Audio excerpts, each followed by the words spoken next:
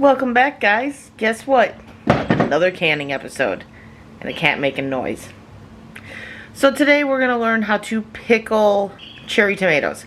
If you've got cherry tomatoes or you got tomatoes in general, you may have a very prolific cherry tomato like I do.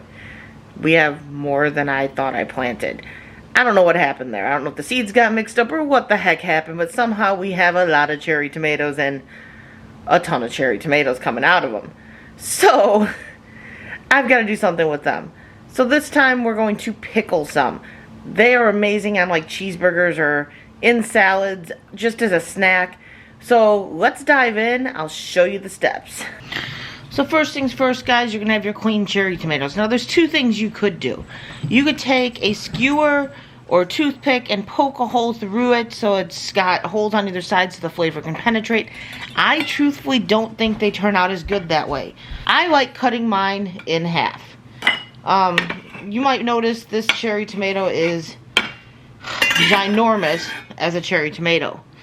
It's like a mini tomato, but those are some of my cherries. But then I have some that are normal cherry tomatoes. No big deal. So I've got my jars. They've already been sterilized. They've been cooled down now. So I can just toss them into the jars. But you're going to fill up your jars.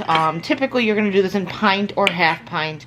Not in quarts because that's just a lot. But I find by splitting them in half, they have better flavor profiles when you go to eat them. I've tried it both ways. I wasn't too thrilled with the ones that were just skewered. So I recommend cutting them. But if you don't want to cut them, because it does take time, you can skewer them. But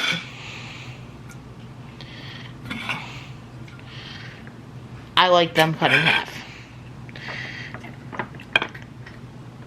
Now it's okay if you do push them down and you rip them open a little bit or squish them. Not a big deal. It really isn't. I'm trying to make sure I pack these fairly tight because I don't want just a handful of tomatoes. And heck, it's a handful of tomatoes anyway because these are just ginormous compared to a normal cherry. So once that's full, I'm just going to leave it right there. I'm going to leave about roughly an inch of headspace because we still have to add in the spices and the broth. So I'm going to push that off to the side and get our next one.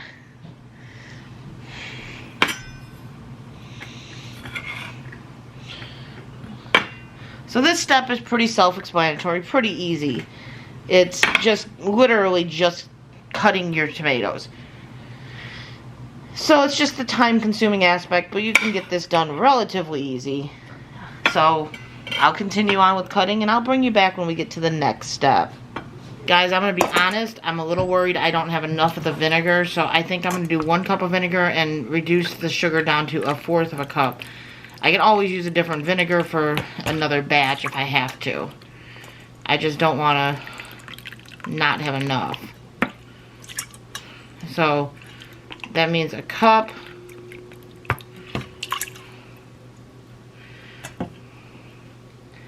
And then only 1/4 of sugar then. So I'm going to have to do this a little bit different.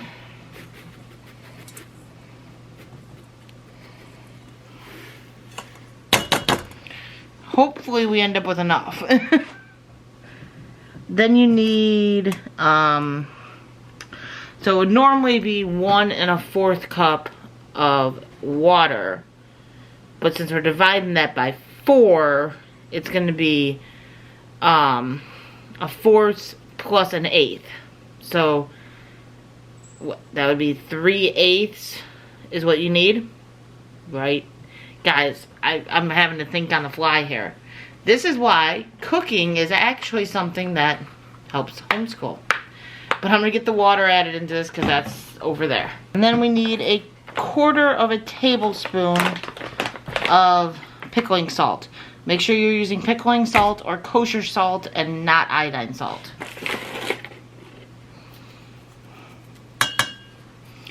Now you're going to heat this up so you can dissolve the sugar and the salt. And then you're going to add this into your jars after it's cooled down, since we did a cold pack. Typically, if you're going to do this in the fridge, you're going to want the jars warm. You can put the tomatoes in and then put this hot in there, because the hot liquid will penetrate through the tomatoes better than a cold liquid. But this is going to be getting water bathed, so there's no point in having to heat it up twice. So we're going to go heat this up, and then we'll go on to the next step.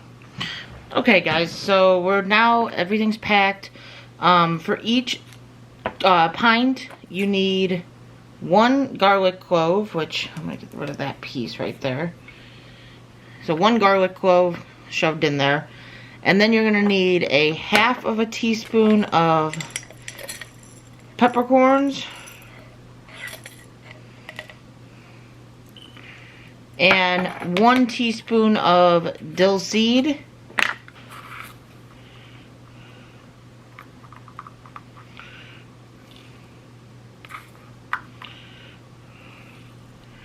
So you're going to do that into each one of them. And then we'll get ready for the brine. Now once your broth is cooled down, you're going to go ahead and fill up your jars. I have a feeling I will have to probably make more broth. Unfortunately, I just didn't have a lot of broth I could make.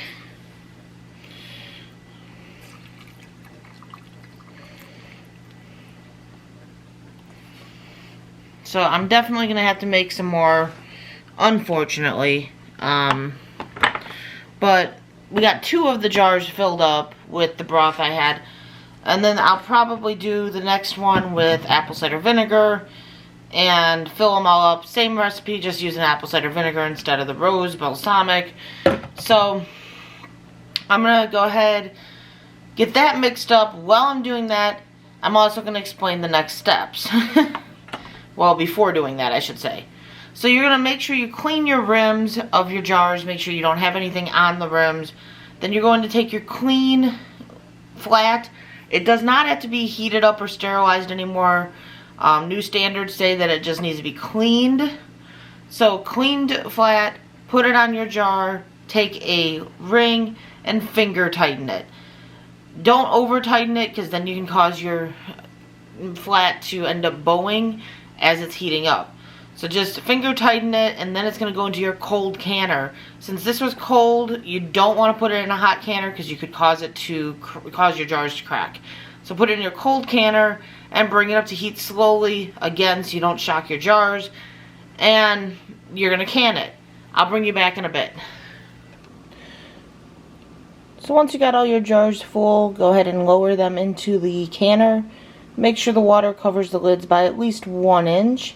And you're going to bring that up to a rolling boil. Once it's at a rolling boil, you just cover it with the lid and let it boil for 15 minutes. Wait 5 minutes once you turn off the water to let the jars kind of start to cool down. And then you remove them and put them onto a towel on the counter. Not directly on the counter, make sure they're on a towel. And you let them sit for at least 24 hours before you check the seals. Pretty simple, right?